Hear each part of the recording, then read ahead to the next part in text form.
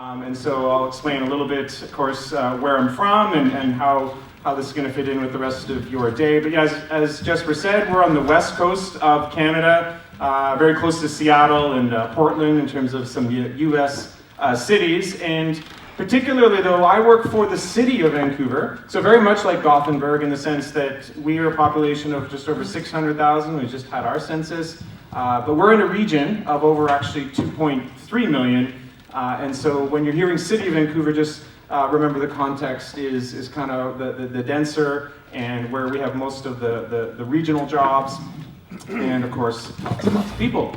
But I want to take you back a little bit to maybe I'm coming home. And even Jesper and Joanna don't even know what I'm talking about. So what is this? This is, I think, a place near Sweden on your way to Finland.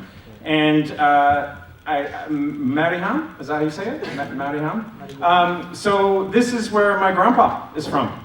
And so what I didn't know as I was researching coming out here is that there's a relationship not only to me, but the 1928 Olympics is where he competed. And he was a boxer. He was known as the Fighting Finn.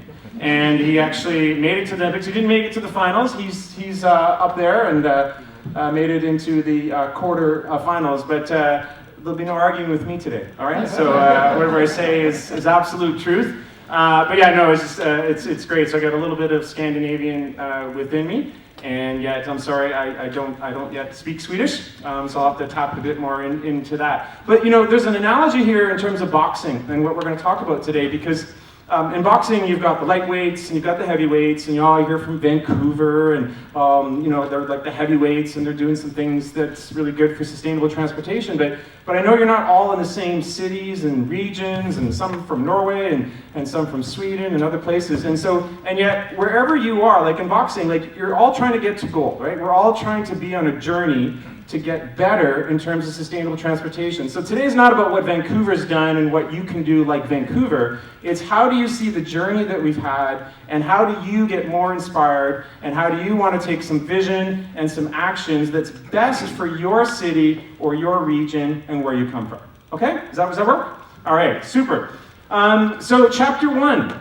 I need to explain, because if you don't understand the foundation of Vancouver, so we had great decisions by the mayor and council way back, starting in the 60s and then finalized in the 70s. And so they made a decision that in Vancouver, we're not going to have highways. This is the highway plan that you can see here in black. And only a tiny remnant in the middle is actually been built here.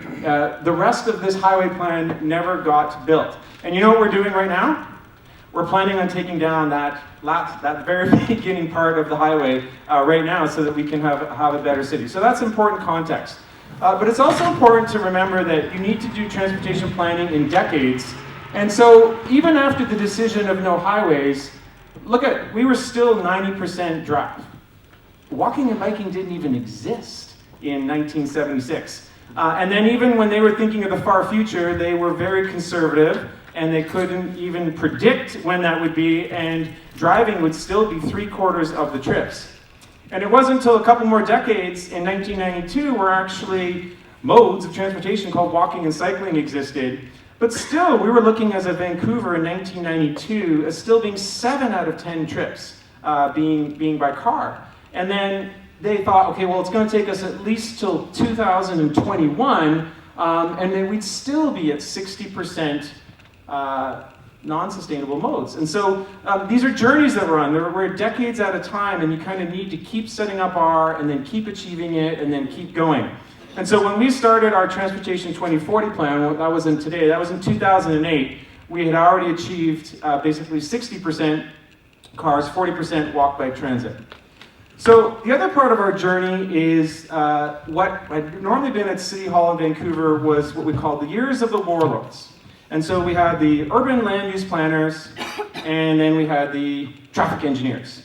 And so what happened was not very much, because they tried to work together and it didn't really work out. And so we didn't have the land use and the transportation going.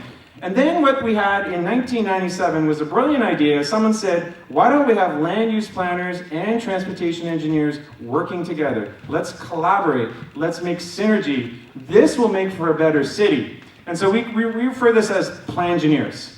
And so in fact, my transportation planning team, I'm an engineer, but I do mostly planning. I got a team of planners, I got a team of engineers. Because this is the best way to plan out your city and build it out for your residents. And so what that meant is this beautiful blend between land use and transportation. Because the best transportation plan is a land use plan. So, but we still have things to do. So now chapter number 2, though, very important foundation in 1997 was our mayor and council at that time decided no more road capacity. So we decided in 1997 we're going to live with the amount of roads that we have and manage it from then on in. And so that's an important foundation because we've held to that. Now, if we had a very large development, yes, we build a road in between, but no new roads to basically handle the extra demands in Vancouver. And you're like, well, that couldn't have worked, right? Could not have worked. Well, look how it worked.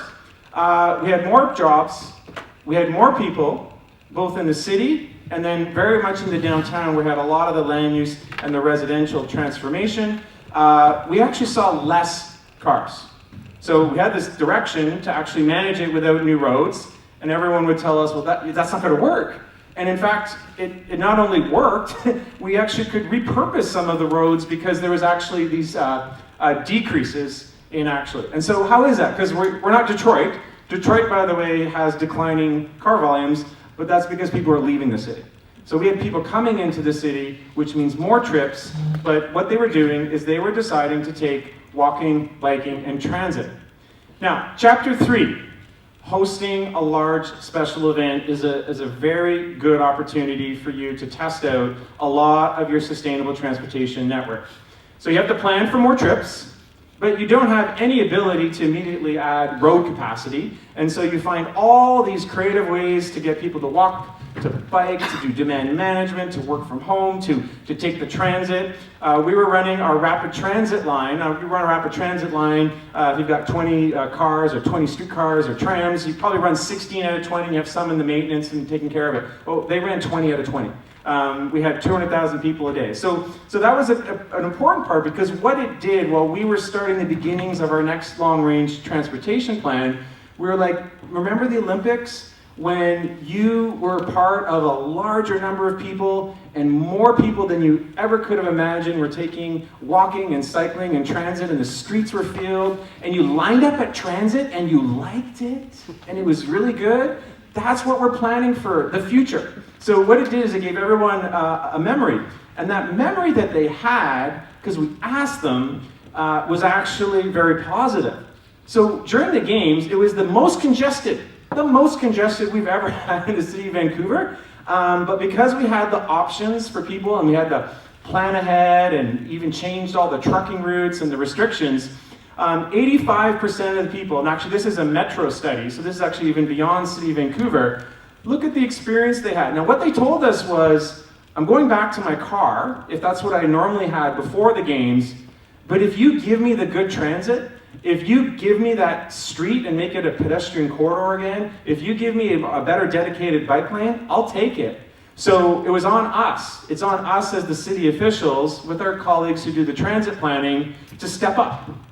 I don't know you, but I'm excited. I'm fired up about it. I want to deliver now a transportation plan, chapter 4, that's going to help them make the choices, because this is where I have to say I can be very thankful that we have people who said they were willing to do it. So then it's on us. So what we did is we created our next long-range transportation plan called Transportation 2040. So it starts with 3 overarching goals. I know you are the leaders in environment, not us. But it was important for us that we actually said economy first. Because I would say now, if your transportation plan isn't supporting the economy, again, you have no transportation plan at all. Because if it's not growing the jobs, if it's not supporting the businesses that you already have, if you haven't engaged enough with your business community, it could be the best getting to zero in terms of all the environmental plan that you want, but if it's not supporting the jobs and the politicians that are going to care about that, then you don't have a plan. So we actually talk about that one first. But the other one is that it resonates, it's all about people, right? It's about healthy people, it's about safe people, it's about vibrancy. Now, as an engineer, my favorite two new words in health and people is social connectedness. You know that? Say that. Social connectedness. Like, I never knew that, but when you care about people in your transportation planning, these are the types of things that you do. So, remember I said in 2008, we were about 60% drive and 40% walk, bike, transit. So we were looking out 30 years, but we also set out an interim target in 2020 because we'd already been, our mayor had said, we're going to be the greenest city in the world and we're going to have targets for 2020. So we said, okay, well by then, we better be at 50%, but really we were on this journey to be 2/3 walk, bike, transit. So again, remember the boxing analogy? Are you a lightweight? Are you a middleweight? Are you a heavyweight? Well, we're in the heavyweight category in terms of large North American cities. So we said, but we need to now be New York City by 2040, right? So we had to benchmark ourselves, where are we going to be? Now, the other thing though is very important because you heard about this idea of we've had vehicle volumes declining. I need to show you though, that look at the vehicle volumes really are not dependent on reducing in Vancouver. Our plan to get to 2/3 walk, bike, transit doesn't necessarily mean we have to have anybody not in a car. So what I told people in the open houses is like, you want to drive? You can drive. You can drive until you're dead, because actually, you know, there's room for some people to drive. But when we have new people and new jobs, we need to provide ways for them to be able to walk, to bike, and to take transit. Because we want to be a growing city. We want to be a city that's growing in trips and at the same time increasing that sustainable mode share. Now again, we look to you for Vision Zero. So we too now have adopted the idea that we want to move towards zero fatalities. And so just one thing that we noticed is we're very, very overrepresented in terms of fatalities, in terms of vulnerable road users. And so something that we did immediately, anytime there's a fatality, we get as much information as we can, and we immediately see, at least in engineering, can we do something about it right away? And I'll explain some other things that we're doing to do that. And so thankfully, when we at least benchmark ourselves in terms of North American cities, we're actually doing pretty well. But again, we can look towards Stockholm and other cities that are doing it even better than us.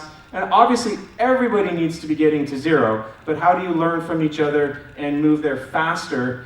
Because every death is just one too many. So now, how do you develop the plan? This is not new, and I'm sure you're doing this, but likewise, we know as a municipality here at the bottom, we have to work with our federal partners who do the rail and the airport planning, and then we have, you know, this provincial level. And then we have this kind of metro level, and the metro level for us delivers the transit.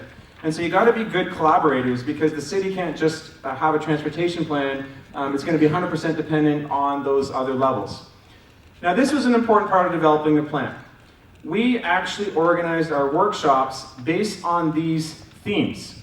So for example, I did not invite everyone to say, hey, come talk to us about what you think the long-range bike plan is for the city of Vancouver. We do not have a published long-range bike plan because it was more important to say, everybody come together, trucking association, people biking, aging seniors, businesses, and let's talk about safety. And what we had is much more interest-based problem solving within that. And as you are too, right, we're trying to figure out resiliency and sea level rise, managing special events. It's all in this kind of area of resiliency and engaging everybody. We're all one team in terms of the public and us as the city officials.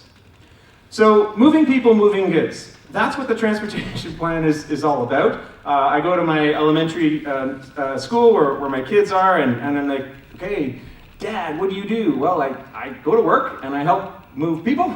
I help move goods. So, but what we did in the moving the people is we have a hierarchy.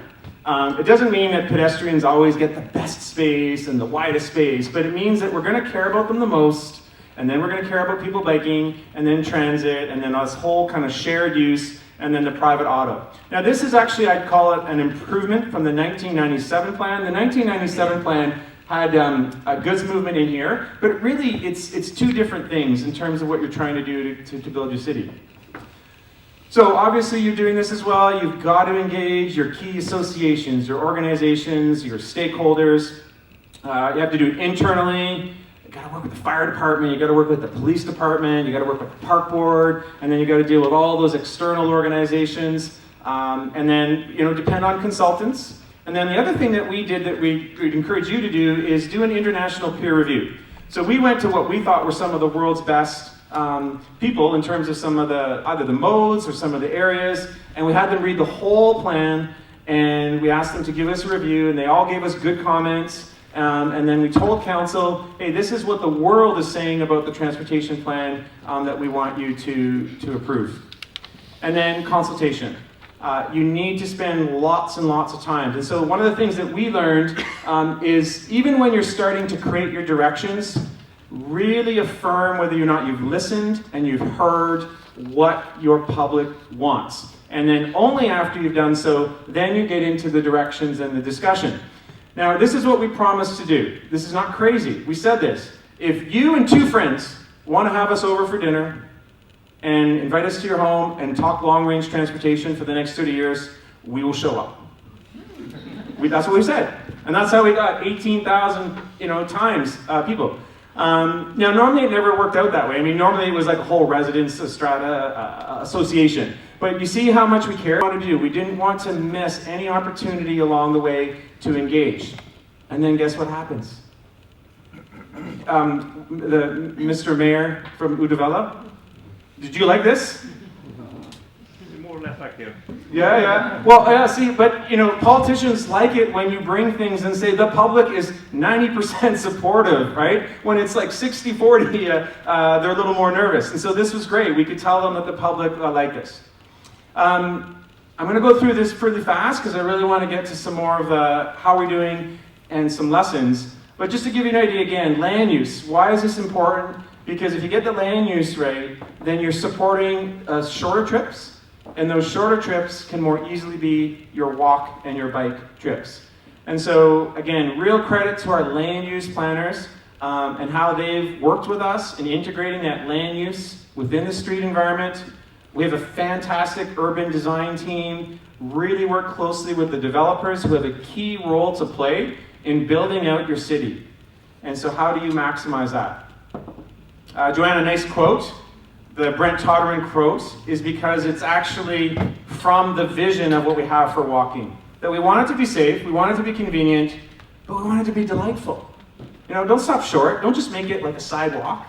Make it delightful. What are you going to do that to encourage a vibrant public life? We have a whole new group now at the City and Engineering that manage public space. We didn't have that before. Now, of course, we learned from Jan Gehl, we read the books, but now we're implementing and going forward with following through on how to make walking delightful. And so we have this whole team. It's kind of like Viva Vancouver is the name of them. And so what they do is when we have extra road space, they repurpose it in all sorts of ways, as shown in these photos. And the other thing you need to do in your long-range transportation plan, you get a free license to come up with big, bold ideas.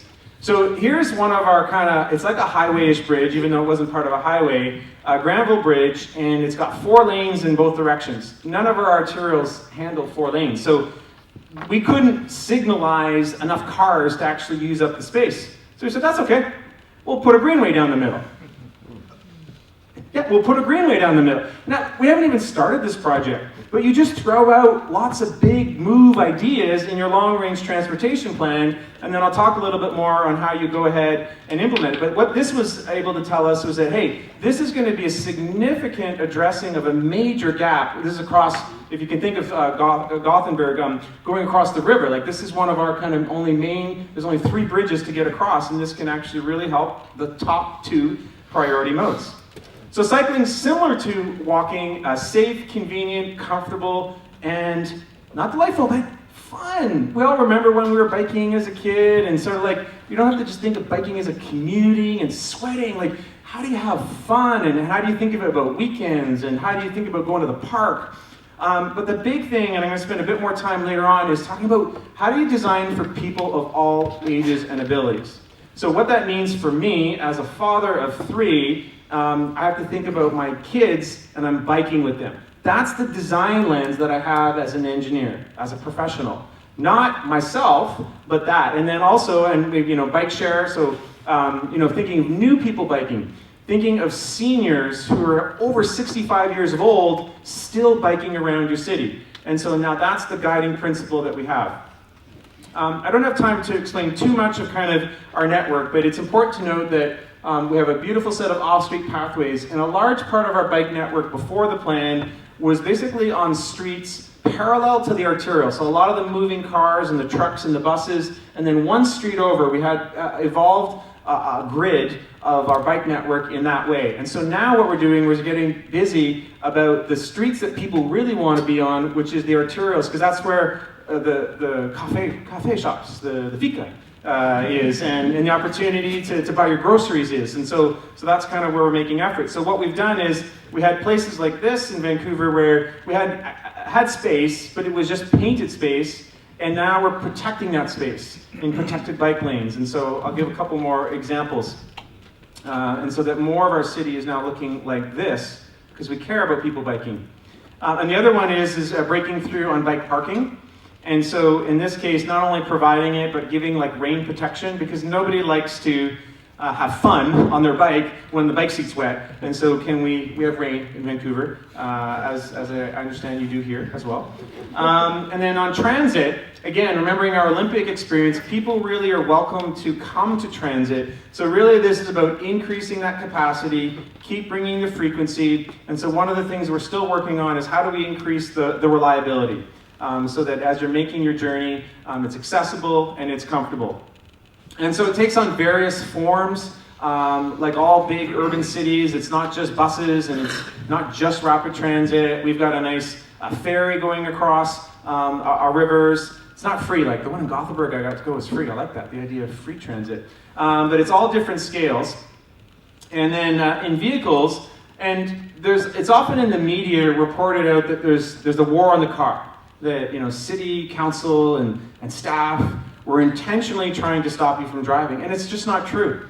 I need to drive. I have to do things that needs my family and needs to drive. So what it is, though, is about managing it well. How do you manage it the most efficient way? How do you encourage those other sustainable modes as best you can? And then you make it easy to drive less. So we'll talk about car sharing. And the other is that, and you're doing this way better than us, and we've got to catch up. But like, if you're going to drive, and you're going to drive a vehicle, at least let's look for lower carbon vehicles. And so we've been very significantly supporting car sharing and other demand management programs. And then always remember, again, it's moving people, but it's also moving goods. And so we're a port city. That's a big part of our economy. And so we want to do that well, but we also want to reduce all the greenhouse gas impacts. And the other thing that we want to think of when you think of goods and services is don't forget about the police and the fire departments. Of course, that's all again about how you have a plan for people in terms of their safety and their lives and the loved ones. And so the challenge that we have is we're always dealing with these scales, right? We have the port scale where you've got big freighters and we've got trucks and we've got 2 national rail lines coming into Vancouver, and at the same time, kind of at the local distribution level, we're trying to support cargo bikes at the same time. And then, like other cities too, we're just rounding it out with education, encouragement, working with the police to enforce the types of behavior. And so again, we haven't figured all things out in terms of safety, but we're diving into campaigns, working with other partners to be able to do that together. Chapter 5. So you can have this great transportation plan, and you can be strategic about how you want to implement it, but there's a real art and finesse to how you want to go about it. And so what we did is we created principles right away. And so there was a nice tweet yesterday about our project of the Burrard Bridge. Burrard Bridge is another one of those bridges, kind of like the Granville one that I showed, but it's actually today the busiest walk-bike bridge across our False Creek. Now, when we needed to do that project and we wanted to allocate another lane away from cars, because more people would either walk and bike and needed the space, what we did is we were opportunistic and we combined it with our structural engineers who said we need to do a seismic upgrade. And then again, on the health side, our health authority was like, I'm sorry to tell you this, but unfortunately people jump off that bridge. And can you please consider adding means prevention, suicide fencing? And we said yes. even though it's a 1930s beautiful Art Deco heritage bridge, because we need to care about the people, and we need to bring all these city goals together, and not just where our, oh, we want to do walking and biking, like how do we work together and in these principles. And then the other is you don't get to sit on your laurels when you have your great long-range transportation plan. Every time another department creates their version of a long-range plan, it's an opportunity. So the moment the Healthy City team said, Dale, do you want to be part of our Healthy City team? I'm like, yes, because I want to be a part of that, because all parts of Healthy City somewhere have an intersection with transportation. And then same with our renewable city. Yes. Well, I mean, obviously because we had the electric vehicles, but how do we participate more? And so now we've got this term complete streets that we didn't have in the Transportation 2040 plan. We're not going to wait till the 10 years or 15 years when we go back to council to come up with a new one. We're just going to maximize and invest together in the other plans. So for the Healthy City strategy, this was an opportunity where we are now more serious about that idea of not just the great infrastructure for walking and cycling, but how do you promote it? You have new immigrants, you have new people, you have Canadians coming to Sweden, and they want to know, where do I walk, where do I bike, how do I use a bike share? Well, you need a promotion plan, you need people to engage with them, and so that's something that we now have, because we did that, not through our Transportation 2040 plan, that was so 2012, the Healthy City strategy was 2014, but I got my active transportation promotion plan, and the staff and the money in that Healthy City. What mayor doesn't want to say yes to a healthy city and give the transportation staff some more funding to promote the walking and the cycling? And so here we are, we're congratulating the people biking over that Burrard Bridge for being the millionth person over and it actually being faster than the year before.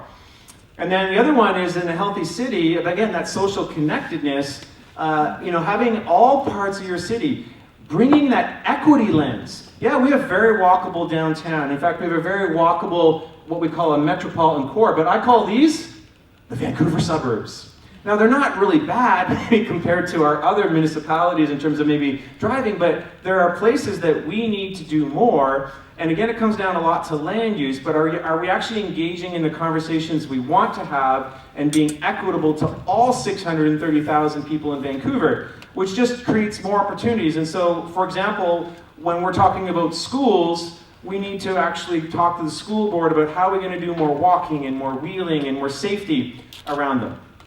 And then so again, for the renewable city strategy, that was born out of what used to be then just our greenest city strategy, but again, it sort of had a target date of 2020, which we were near approaching. And so now we've got these longer range renewable city, green city targets out to 2050. So the context is actually we're at 31%. Renewable already, but you can see transportation here, as in many cities, is 20 to 30%. So we're at a quarter. So we've got some work to do.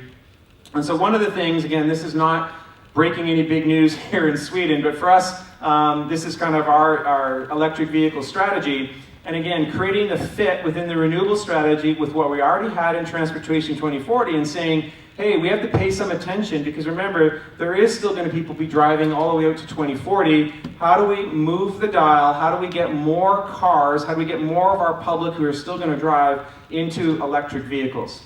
And surprising to us is we actually asked people, and over 85% of the people said, well, I'm at least going to consider. Unfortunately, there's not as many electric vehicles out there to buy in Canada as many people who want. But this is a really important metric for us to be able to know we need to do more in terms of being an enabler. And so what we thought is what we're going to do is we're going to be an incubator and we're going to provide some public EV charging stations for the next 5 years to really kind of help ramp up the ability for people to want to actually purchase that electric vehicle that they said they're going to consider. And so this graph kind of shows you that, well, there would be a natural kind of force of what the market would be, but if we can kind of shift that earlier and gain some of that environmental benefit for ultimately what we have in the longer term, then we think there's a role to play. And we have millions of dollars going into this. But ultimately, we're not trying to create a new, electric charging utility. And so what we're doing is we're really trying to help make the case for the return on investment that ultimately the private sector. And so this is just kind of some forecasting of electric vehicles. We only have 1,000 now, but we're seeing, getting that quickly to 30,000 and then ultimately about a third of the city. And then what we do at the city is in that land use realm, we do community planning. And so there's an opportunity to bring in all these good conversations now with electrical vehicle charging right into the land use, right into the buildings themselves. So now I'm going to shift gears and kind of tell you a little bit more about some of the things that we've done, the metrics, and a few more lessons learned.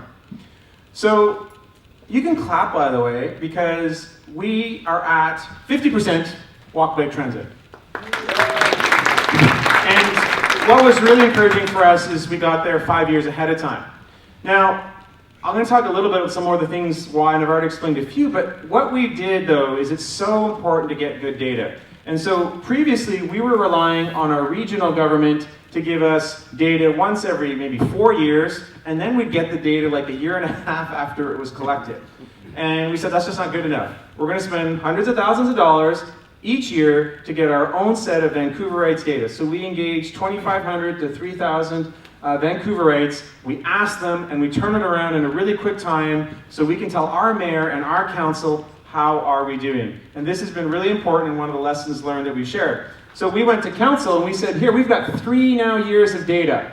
And so, yes, we're at 50%, but you can see exactly the trends in terms of walking, transit, and our bike mode share. And really they can get a sense of the bold decisions that they've been making along the way with us in terms of the infrastructure and those programming, and remember the healthy city strategy and the renewable city strategy and that broad bridge, all these things that I've mentioned. And then they get to see the data. So when people push back to the politicians, guess what they can do? They can point to this, right? They can say, hey, wait a minute, it's actually working.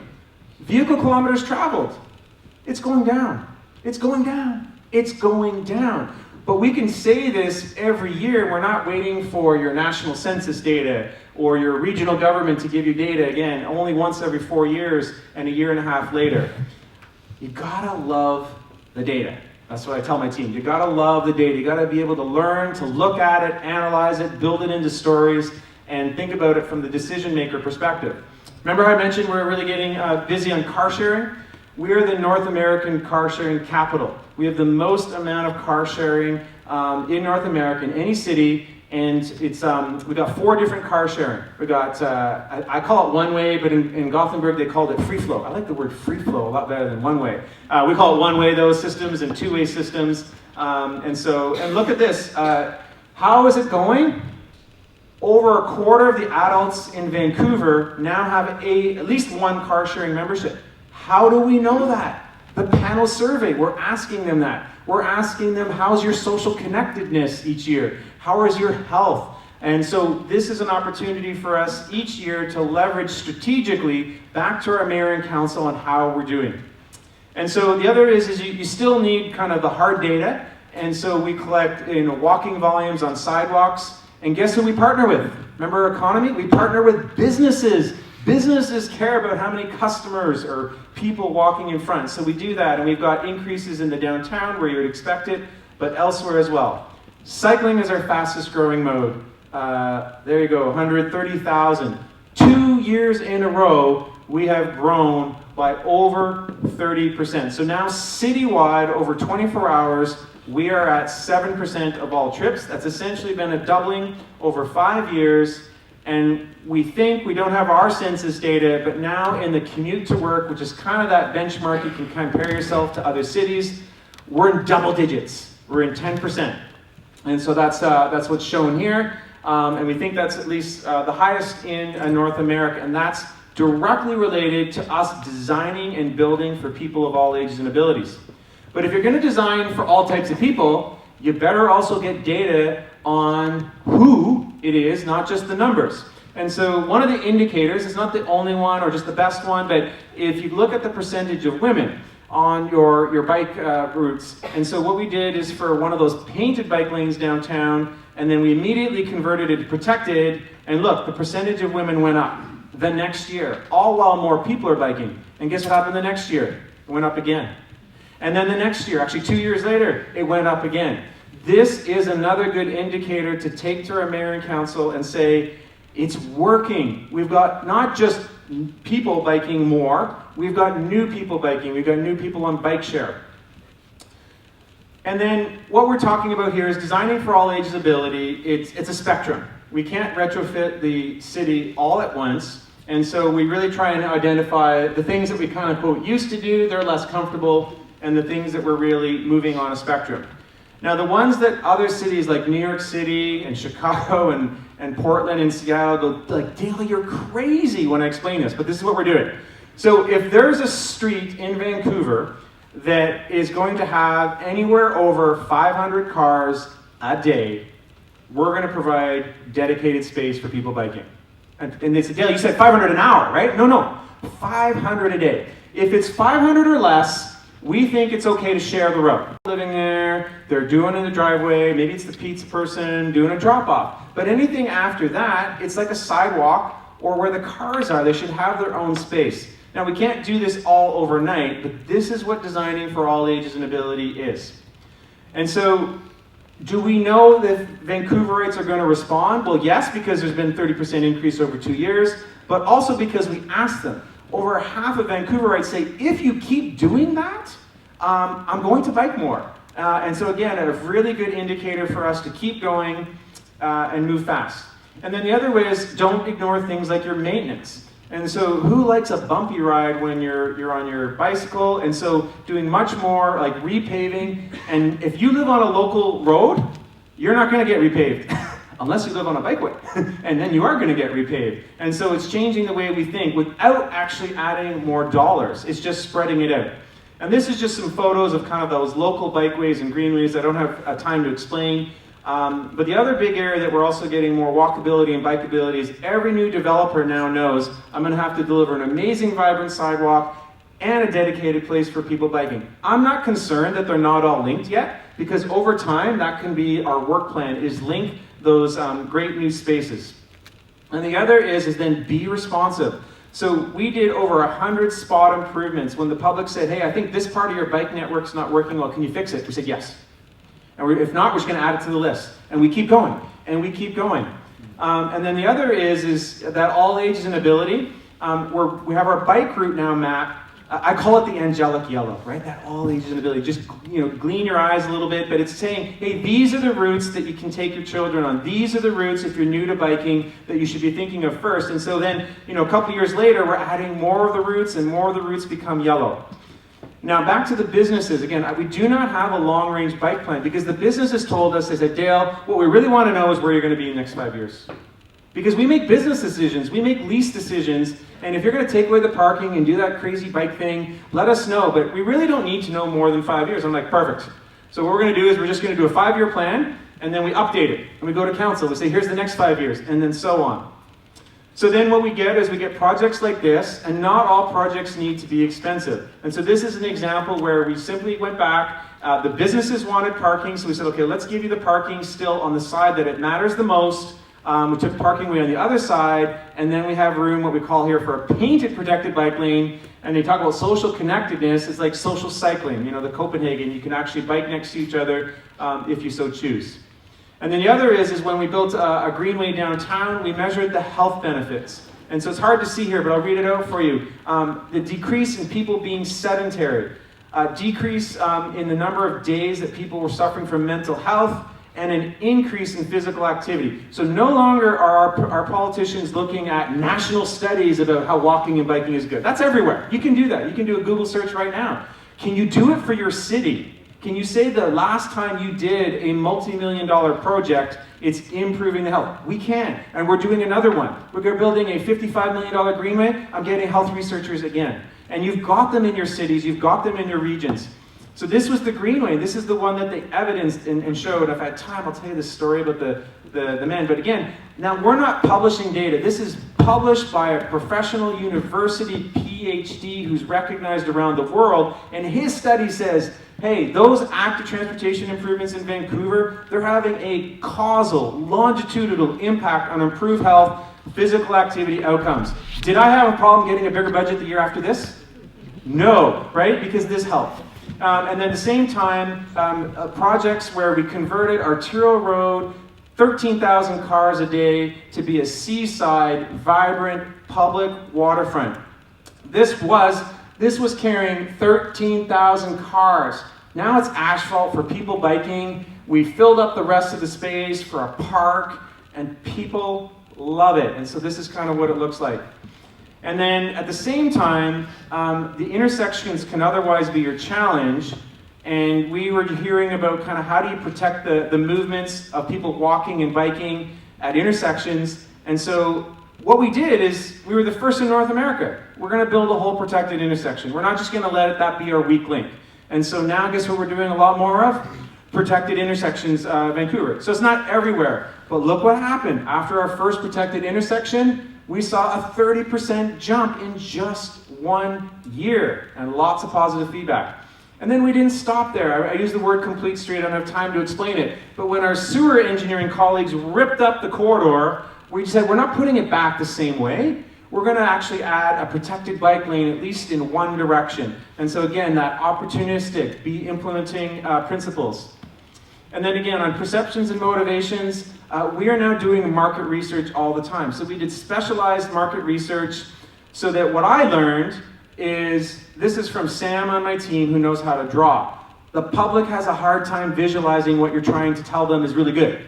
So are you doing enough to help them visualize the transformations that you're excited about and you know is the right moves? And so that's what we're doing. Are you partnering enough? We partnered with the park board. We closed this street so we could have the walking and biking through next to the park.